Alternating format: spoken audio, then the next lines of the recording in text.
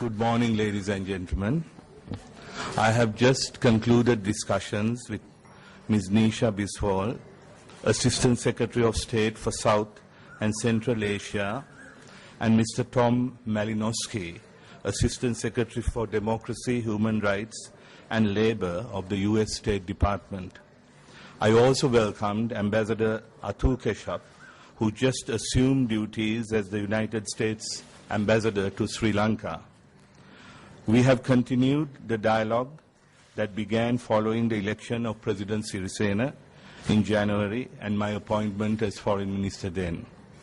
During our previous meetings and following my visit to Washington in February this year, we agreed to rebuild our multifaceted bilateral relationship.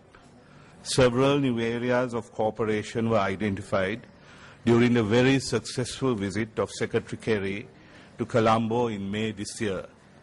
Our discussions today focused on follow-up on those understandings and on working towards even closer and tangible links.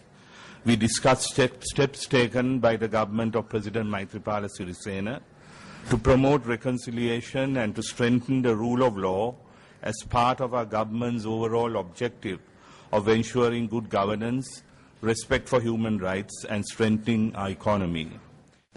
Tom Malinowski, Assistant Secretary for Democracy, Human Rights and Labor, and myself are thrilled to be here, particularly also on the heels of our newest ambassador, Ambassador Atul Keshav, having presented his credentials also just a couple of days ago.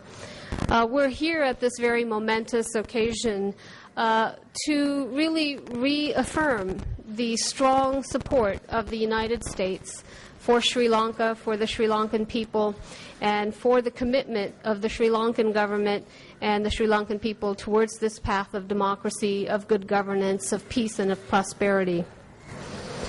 I was here last May during the historic visit of Secretary Kerry, and since then we have seen not only this enduring commitment to democracy, but also just a tremendous momentum of progress towards institutions of good governance, towards combating corruption, and towards promoting reconciliation.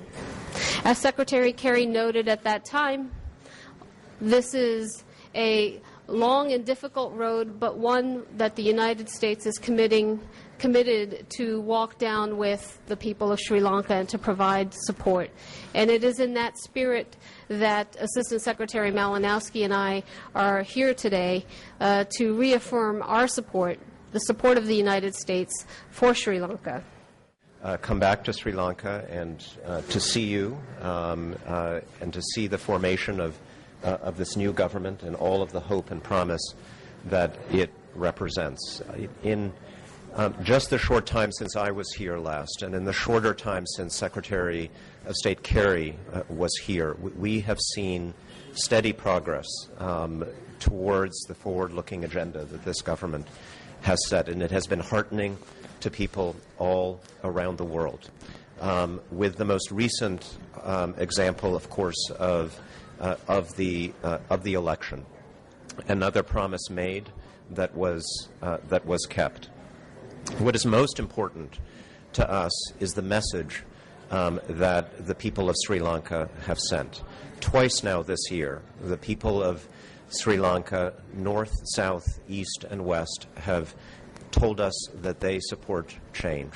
Twice now, they have voted north, south, east, and west for the rule of law, against impunity, for reconciliation, for building this country, developing this country for everyone, and against the politics of ethnic and religious division, against extremism on both sides. They have set an important challenge for their government and for the international community. They have told us that the promise of this transition now needs to be fulfilled. And what we hear from the government is a recognition that the work, the hard work, must continue to meet their expectations.